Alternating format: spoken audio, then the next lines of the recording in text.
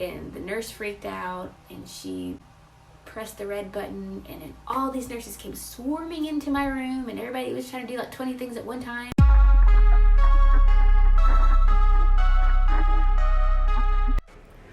At the end of this video, I'm going to show you my C-section scar, just kind of so that if you are on the fence about having a C-section and you're worried, the scar is what you're worried about, then you can see it's not too bad. Hello, Osoma here. Welcome back to my channel, and I'm going to talk about the rest of my hospital stay after we delivered baby Jace. Our second day in the hospital was still fairly busy. I mean, the first day, of course, was delivery day, so that was very busy, but I felt the second day was also very busy because people are in and out and you're having to readjust back to normal life. Around, I think it was 2 in the morning, they came and took my catheter out, which that was uncomfortable. I wasn't sure what that was going to feel like, and I don't know how to describe that feeling because I wanted people to describe it to me. I don't know how to describe it. I just remember they said, take a deep breath. She pulled it out. But it probably didn't hurt me as much as it did other people because, again, I had a C-section, so everything wasn't sore down there for me. But they take that out, and then they take you to the bathroom, and they want you to pee. It is a very interesting situation. Like, it was like hard to do it, but then also not hard to do it because once you got it flowing, it was great. But you do that, they give you a bottle where you have to pretty much kind of squirt and clean everything down there because you're bleeding everywhere. And you get this really comfortable underwear that everybody talks about all the time, and huge pads. I mean, ginormous. Like, if you take a pad, like a normal size pad, and multiply it by 3, that's this, like maybe 4. That's the size of the pad that you're given. And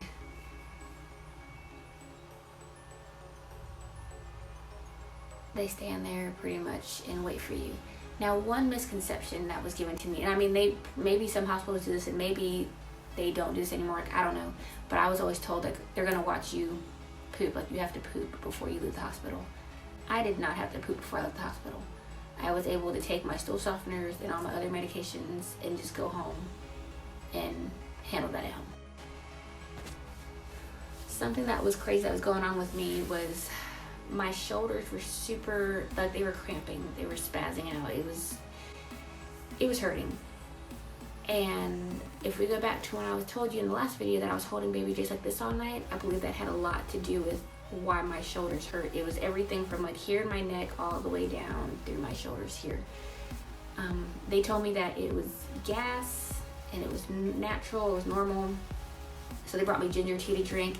And I will say whenever I burped, it actually helped with the pain, but then after a little while, the pain would come back again. So I had some visitors come that day. My friends Megan and Cindy came, and my mom also came that day as well. And they just kind of hung out. Everything was great. We had a great time. We had our photo shoot that day with the baby and me and Rob. Literally right after we left, or everybody left the hospital, I started to get the pain in my shoulders again. And then it just got really bad to where I couldn't, not that I necessarily couldn't breathe, I couldn't take a deep breath. Like, I couldn't breathe deep enough. Like, a natural breath is kind of like,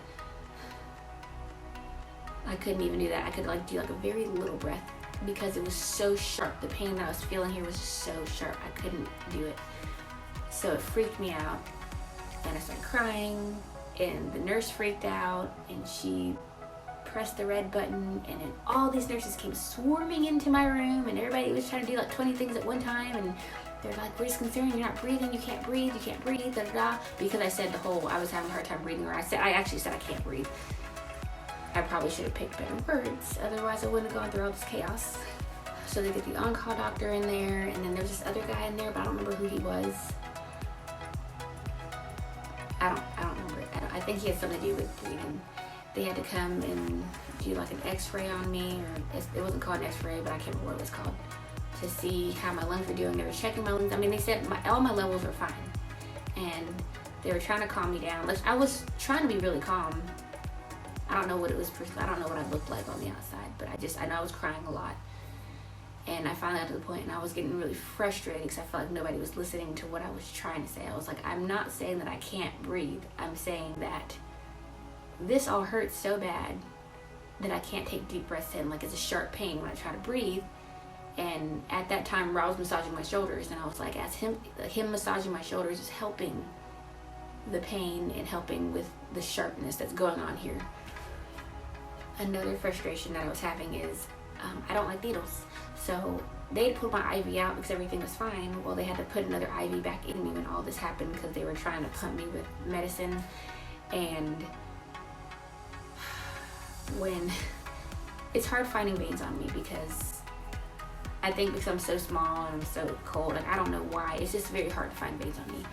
So I was getting stuck all over the place. They were trying to stick me to find veins and it wasn't working, so they had to restick and restick and restick. Okay, let's move this on. Restick, restick, restick, restick. And it was driving me crazy because I was already uncomfortable, having sharp pain and having a hard time breathing, and then all the chaos around me. And then Rob was like in the corner laughing, which I think he was trying to smile, but like he was definitely laughing, and I'm like looking at him with death glares, like I wanted to just jump across the room and just like shake him. But I think he was trying to calm me down, but like the way that his face was not helping the situation with everything else going on. But I can honestly say that's probably the most drama that we had in the hospital was that, because after all of that settled and subdued, I was fine. They put me on muscle relaxers that helped a lot as well. After all that and just being uncomfortable and feeling just gross, I just want to stand in the hot shower and just let hot water run on me. And so I just did that for a while before I even like showered, like soaped up or anything. I just stood there. But before we could even get there, I had called to get someone to come in there because they had to cover up my bands, and it was taking forever for somebody to get there. I guess something was going on, but I think just with everything else that happened that day, I was becoming very impatient and very moody. But once I got in the shower and I got out of the shower, I felt much better and relaxed, and I would sleep that night and life was good. I forgot a part. Right when Megan came to visit, like at that time she showed up, they came to do Jace's hearing test, and I'm going to insert some of that here. You can kind of see what it looked like. And typically they say it's normal that they don't always pass it the first time because of a lot of different factors. So he ended up having to take it again the next morning, and then he passed it. So like it wasn't really a big deal. Like his hearing was fine. We had the pediatrician come visit and just kind of check on Jace, make sure everything was fine. We had the lactationist come see me to make sure everything was good. The biggest thing they always kept saying to me was it shouldn't hurt when he latches on to me, but I feel like it doesn't matter every time that he latches on. Like it just hurts because I don't know how else it doesn't hurt. Like it's raw there and he's doing his thing and it just is what it is. So I just kind of got over the whole it not supposed to hurt and just let him do what he had to do. So our nurse that we had, she paid very good attention to detail. She was able to, before the circumcision, she thought that something was kind of off with his stuff down there, but actually everything was fine. They said it was perfect. So he was able to get his circumcision that day. And then she also heard a heart murmur, which they checked into that, and they noticed that there's like a tiny hole in his pathway. I'll insert a picture here.